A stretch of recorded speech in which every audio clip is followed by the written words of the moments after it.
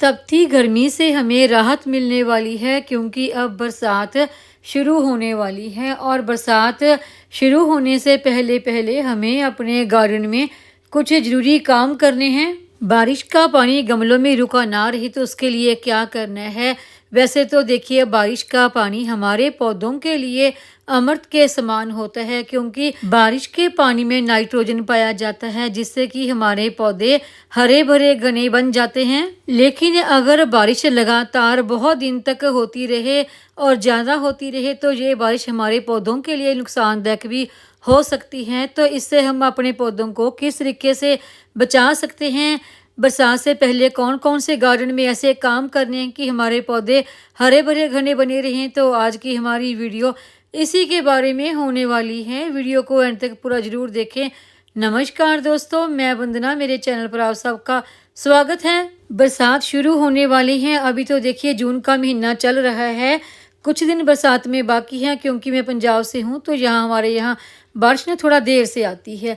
तो बरसात से पहले कुछ ज़रूरी काम हमने अपने गार्डन में करने हैं। अगर नहीं करेंगे तो बारिश का पानी अगर हमारे गमलों में रुका रहेगा तो इससे हमारे प्लांट रूट रॉट से भी मर सकते हैं। बरसात शुरू होने से पहले पहले जो पहला काम हमने अपने गार्डन में करना है वो ये है कि अपने गमले के ड्रेन होल को चेक करें, कहीं ड्रेन होल बंद तो नहीं। अगर बंद है तो उसे किसी स्टिक वगैरह से खोलने की कोशिश करें, क्योंकि देखिए अभी तक तो गर्मी थी। गर्मियों में जब भी हम अपने पौधों में वाटरिंग करते थे तो ज़्यादा गर्मी की वजह से मिट्टी सूख जाती थी और हमें पता ही नहीं चलता था कि ड्रेन होल बंद है या खुला है। तो अब बरसात आने वाली है, जब लगातार बारिश होगी तो ड्रेन होल बंद है तो सारा पानी हमारे गमले में रुका रहेगा। इससे हमारे प्लांट की रूट खराब हो जाएगी और प्लांट हमारा मर भी सकता है। और दूसरा पॉइंट है कि आपने अपने गमले और ग्रो बैग को, जिसमें भी आपने प्लांट लगा रखे हैं, ऊपर तक मिट्टी से भरकर नहीं रखना है। अगर भरे हुए हैं तो उनकी ऊपर से थोड़ी सी मिट्टी निकाल दे, क्योंकि जब बारिश होगी अगर आपके गमले या ग्रो बैग ऊपर तक मिट्टी से भरे रहेंगे तो बारिश की वजह से वो मिट्टी बाहर को गिरेगी और पूरी छत पर इधर उधर फैल जाएगी। तो आप अपने गमले या ग्रो बैग को ऊपर से 1 से 2 इंच तक मिट्टी से खाली रखें। और तीसरा पॉइंट आता है कि आप अपने गमले की मिट्टी की 1 से 2 इंच तक गहरी अच्छी तरह से गुड़ाई जरूर कर लें, क्योंकि मिट्टी ऊपर से जम जाती है अगर हम लगातार वाटरिंग करते रहते हैं, गुड़ाई नहीं करते हैं।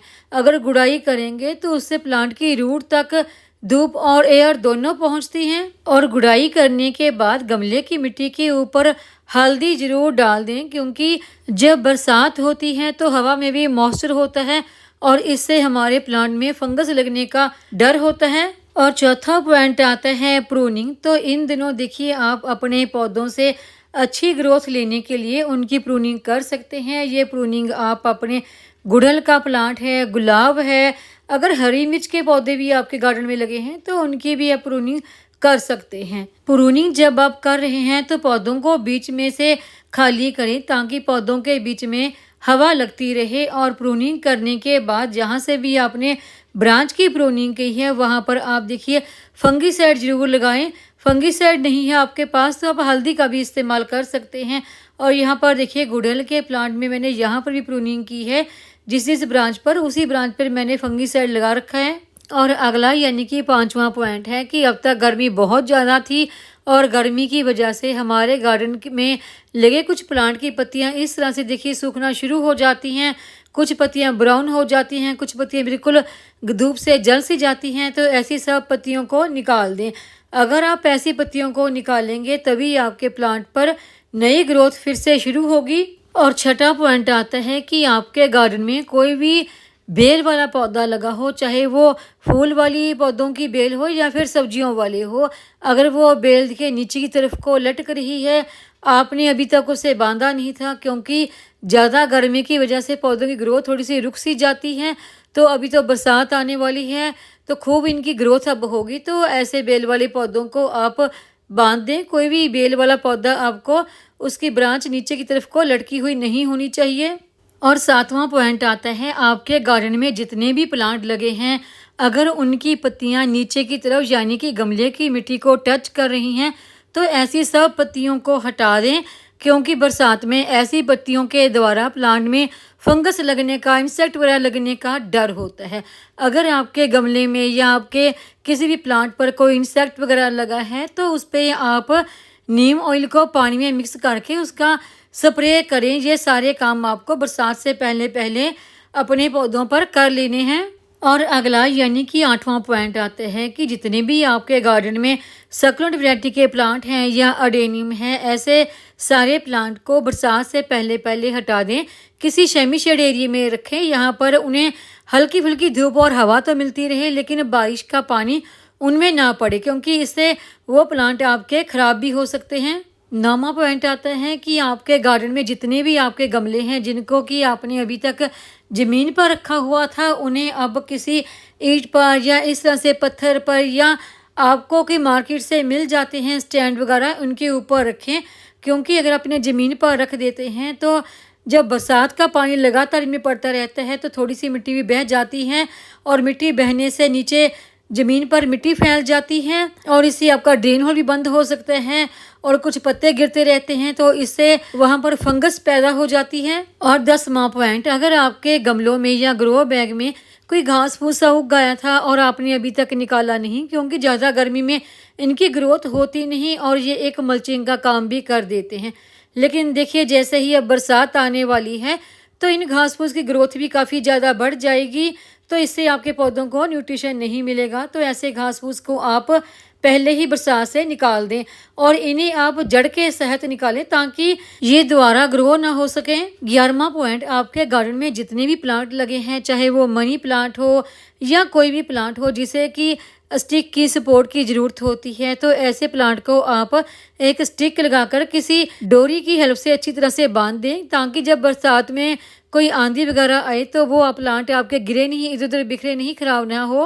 12वां पॉइंट, आपके गार्डन में कुछ गमले ऐसे होते हैं जो छांव में रखे होते हैं और इनके ऊपर देखिए इस तरह से हरी सी काई सी जम जाती है, तो बरसात से पहले ऐसी काई को निकाल दें, क्योंकि अगर ये जमी रहेगी और बारिश का पानी जब इनके ऊपर पड़ेगा तो वह पानी गमले के नीचे तक जा नहीं पाएगा, तो इसलिए ऐसी काई को निकाल दें। 13वां पॉइंट, आप अपने गार्डन में कुछ गमले ग्रो बैग में मिट्टी भरकर तैयार करके रखें। सिर्फ मिट्टी ही नहीं, आप उसमें खाद सब कुछ मिक्स करके तैयार करके रखें।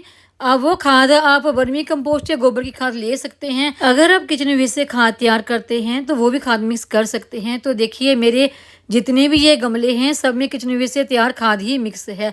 ये सारे गमलों में आप नर्सरी से ला के न्यू प्लांट ग्रो कर सकते हैं, कुछ फ्रूट प्लांट ग्रो कर सकते हैं और कुछ ऐसे गमले वगैरह तैयार करके रखें जिनमें आप बरसात के महीने में कोई कटिंग लगाना चाहें वो लगा सकते हैं। अगर बरसात में आपका कोई गमला टूट गया या आपने किसी प्लांट को रीपॉट करने हैं, वो सारे काम आप कर सकते हैं।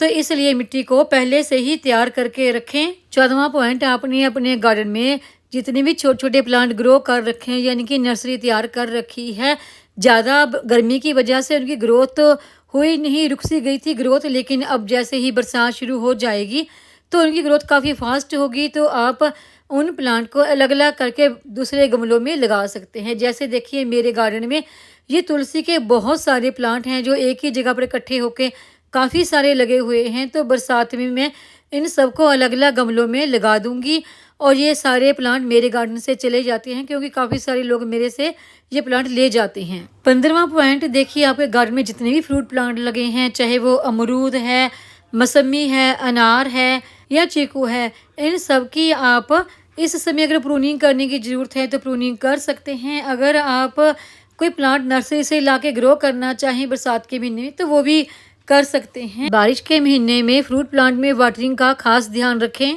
अगर आपके गमले का पानी बहुत ज़्यादा ड्रेन आउट हो रहा है बारिश में तो आपको अपने प्लांट को फिर खाद देनी है। बरसात के महीने में जब भी आपने वाटरिंग करनी है तो गमले की मिट्टी की थोड़ी सी गुड़ाई करके देखें। 2 इंच तक गुड़ाई करने के बाद अगर गमले की मिट्टी सूखी है तभी आप वाटरिंग करें। अगर मिट्टी में मॉइस्चर है तो वाटरिंग ना करें। तेज गर्मी की वजह से देखिए चीकू के प्लांट की कुछ पत्तियां जल सी गई हैं, लेकिन बरसात में नई पत्तियां आएंगी तो वो अच्छी आएंगी। तो मैंने यहाँ पर देखिए एक चीकू की हार्वेस्टिंग भी कर ली है। आगे है ये गेंदा यानी कि मैरीगोल्ड के प्लांट। बरसात में आप इनकी कटिंग भी लगा सकते हैं। तो इन प्लांट की आप काफ़ी सारी कटिंग लगा लेते हैं तो एक ही प्लांट से आप काफ़ी सारे नए प्लांट तैयार कर सकते हैं। 17वां पॉइंट, अगर आप छत पर गार्डनिंग करते हैं तो छत का पानी निकलने के लिए देखिए इस तरह से जाली सी बनी होती है। गर्मियों में उस जाली के आसपास सूखे पत्ते, मिट्टी जमा होती रहती हैं। तो देखिए अब तो बरसात आने वाली है तो अब आप इसे साफ करके रखें। जो भी सूखे पत्ते या मिट्टी है उसे हटा दें और जाली को अच्छी तरह से साफ करें और इस तरह से ईंट पत्थर से उसे कवर कर दें ताकि जाली में सूखे पत्ते या मिट्टी आके फंसे नहीं जब तेज बारिश हो। सिर्फ इस जाली की ही मैं बात नहीं कर रही हूँ, बरसात से पहले पहले आप अपने पूरे गार्डन को अच्छी तरह से साफ सुथरा कर लें ताकि बरसात में आपको कोई भी प्रॉब्लम ना हो। तो जितने भी मैंने ये आपको आज काम बताए हैं ये सारे काम आप बरसात आने से पहले पहले अपने गार्डन में कर लें। तो उम्मीद है आपको ये मेरी आज की जानकारी की वीडियो पसंद आई होगी। वीडियो पसंद आई हो तो वीडियो को लाइक, सब्सक्राइब, शेयर और कमेंट जरूर करें। बेल आइकॉन को दबाएं ताकि मेरी आने वाली हर नई वीडियो का नोटिफिकेशन आपको मिलता रहे।